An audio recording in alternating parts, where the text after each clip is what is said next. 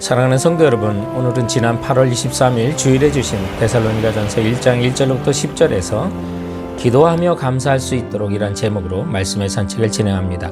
근데 먼저 이제 번개 컴플렉스에 의한 산불이 캘리포니아 전역뿐만 아니라 북가주와 또 모건힐까지도 크게 번져서 우리 교인들 집에도 대피령이 내려진 상태인데요. 이번 한 주간 여러분들 매일 저녁 8시 30분에 산불 진화와 안전을 위해서 우리 함께 기도해 주시기 바랍니다.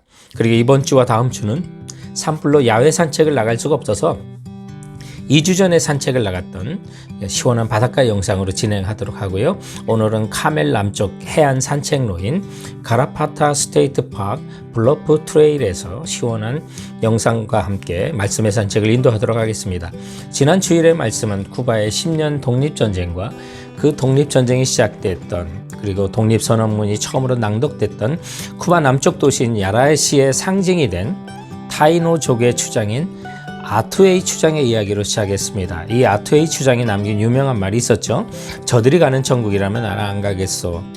그가 독립운동을 진행하다가 스페인에게 잡혀서 이제 화형당하기 전에 스페인 신부가 세례를 받고 천국에 가라고 하는 그런 말을 거절하면서 했던 말입니다. 나는 스페인 사람이 있는 천당에는 결코 가지 않겠다고. 당신들의 신은 왜 그토록 잔인한가요? 그래서 이 말은 두고두고 믿는 자들의 행동이 불신자들에게 얼마나 큰 영향을 주는지를 생각하게 하는 말이 되었습니다. 예수님은 우리에게 세 계명을 주셨죠. 서로 사랑하라고요. 세상은 우리가 사랑이 넘칠 때 또 교회가 사랑이 넘칠 때 도전과 본을 받습니다. 그래서 우리는 지난 주일부터 앞으로 각 처의 믿음의 본이 된 이 데살로니가 교회를 보고 배우기를 원하는 것이고 그런 모든 행적은 이제 사도행전 17장을 통해서 데살로니가 교회의 선교 현장을 볼 수가 있습니다. 오늘 본문에도 보면 사도들과 바울과 선교팀들이 이 교회를 생각할 때마다 감사하고 하나님께 찬송했던 놀라운 삶의 변화가 무엇이었냐면 그들에게 있었던 신망의 즉 믿음, 소망, 사랑의 변화였기 때문이었습니다. 이에 우리가 데살로니가 교회를 본받으면서 우리도 기도하며 감사할 수 있는 성도와 교회가 되었으면 하는 것입니다. 기도하며 감사할 수 있도록 본문이 주는 첫 번째 교훈은 복음이 말로만 아닌 믿음의 역사로 나타나야 한다는 거였죠.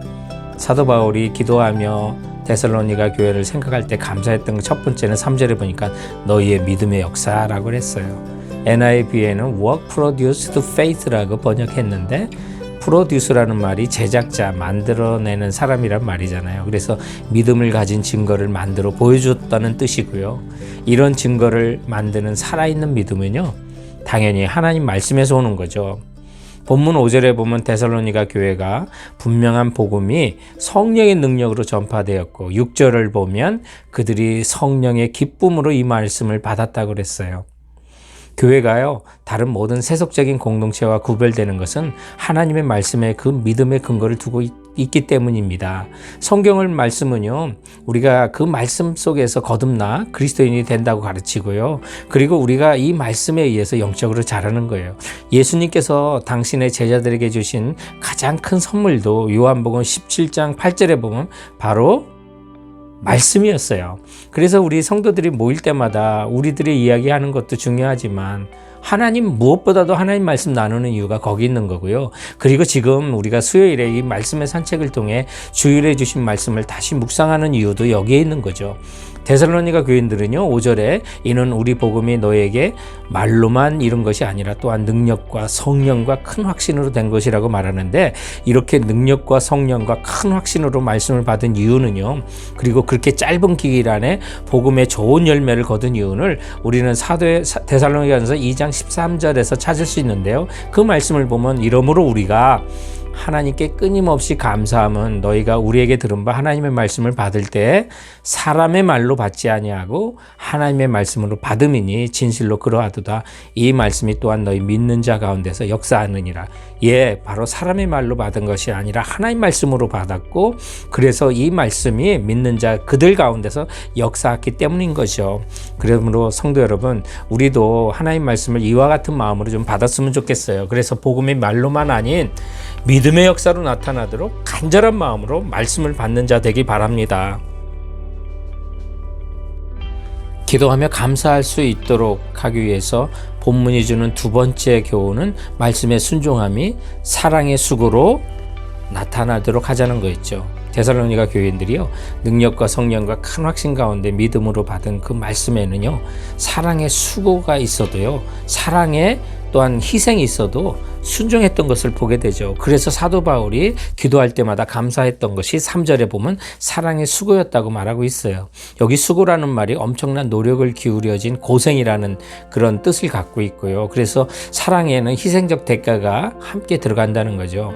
사실 수고라고 하는 것은 사랑의 특성 중에 하나 아니겠어요? 여러분, 우리 교회 영혼 구원의 역사가 일어날 때는요, 그 성도들의 희생이 들어가는 섬김의 사랑이 있었던 것을 보게 돼요.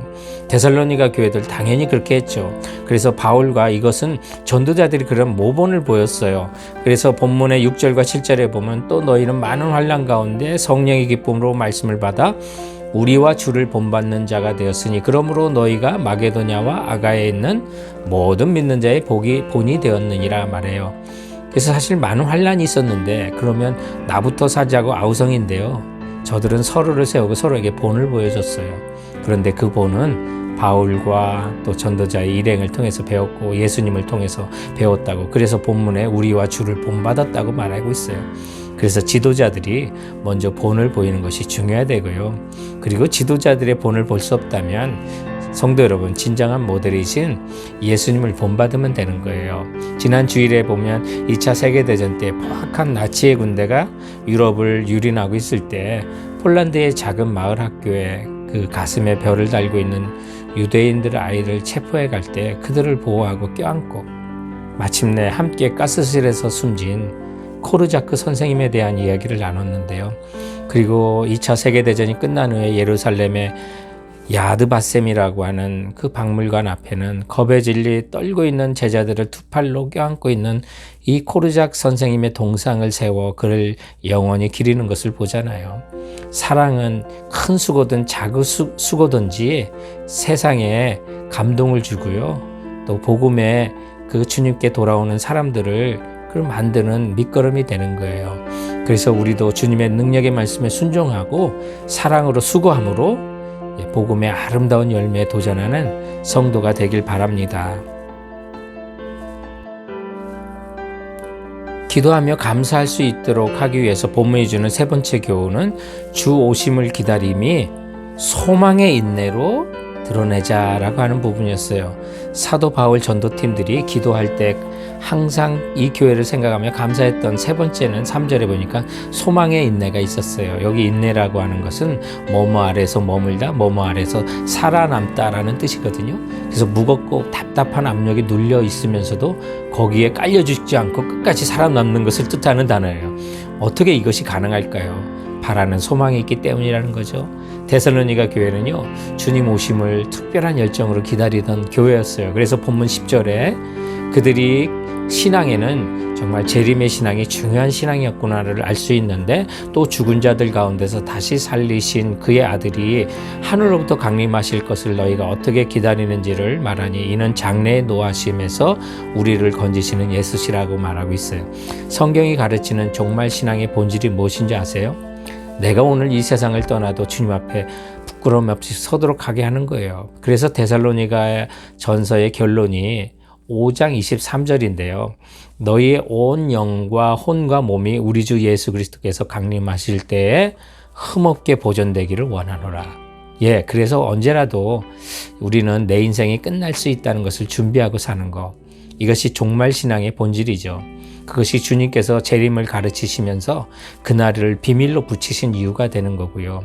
그래서 오늘 주님이 오늘도 오실 수 있다고 생각하고 깨어 살려는 거죠. 특히 이 데살로니가 교회가 소문난 모범의 교회가 된 것은 그 재림신앙 때문에 우상들을 버리면서 우상을 섬기던 사람이 하나님을 섬기는 사람으로 변했다는 그 소문이 났기 때문이에요. 우상이란 게 뭐예요? 하나님보다 더 사랑하는 거 중요하게 생각하는 거 아니겠어요? 우리 대부분 사람들이 이제 돈이 우상이 되고 또 어떤 분은 명예, 권력, 자녀가 우상일 수가 있는데 그토록 애지중지하던 우상을 버리는 거, 그래서 9절과 10절에 보면 이 교회 사람들이 그 이유가 살아계신 하나님을 섬기는 것과 또 부활하신 예수님이 다시 오심을 기다리기 때문에 버렸다고 하고 있어요. 우리도 이렇게 우상을 주님 오시는 것을 기다리면서 버릴 때 세상 사람들이 감동받는 거죠. 최근 폭염이 이어지고 밖에 100도가 되어도 여러분 우리가 느끼지 못하고 편안하게 지낼 수 있는 방법이 있어요. 그건 뭐예요? 시원한 에어컨이 나오는 실내에서 있으면 가능한 거죠. 마찬가지로 지금 우리가 코로나 바이러스에 거기에 더해서 폭염에 거기에 더해서 산불에 그래서 대기오염까지 발생하는 가운데 살지만 우리가 그 모든 환경에 지장 없이 편안하게 살 수 있는 거는요, 주 안에 소망 안에 인내하며 사면 바로 그렇게 편안하게 살 수 있는 거예요. 그래서 세상 사람들이 볼 때 아니 저분은 이런 환난에도 편안하네, 이런 소리 좀 우리 좀 들었으면 좋겠습니다. 그래서 이제 우리는 믿음대로 살아가면서 사랑의 수고도 아끼지 않는 모습, 그것을 우리가 정말 코로나 바이러스 환경 가운데 제한된 환경이지만 우리들의 대화나 통화나 또는 SNS 같은 걸 통해서 이웃들에게 좀 증거하며 살기를 바랍니다. 그래서 당신이 가는 천국이라면 나도 좀 가고 싶소라는 말을 듣는 성도와 교회가 되길 주님의 이름으로 축원드립니다. 네, 지금까지 가라파타 스테이트 파크 해변길에서 말씀의 산책이었습니다. 성도 여러분, 그럼 이번 한 주간 건강하시고 승리하시기 바랍니다. 감사합니다. 안녕히 계세요.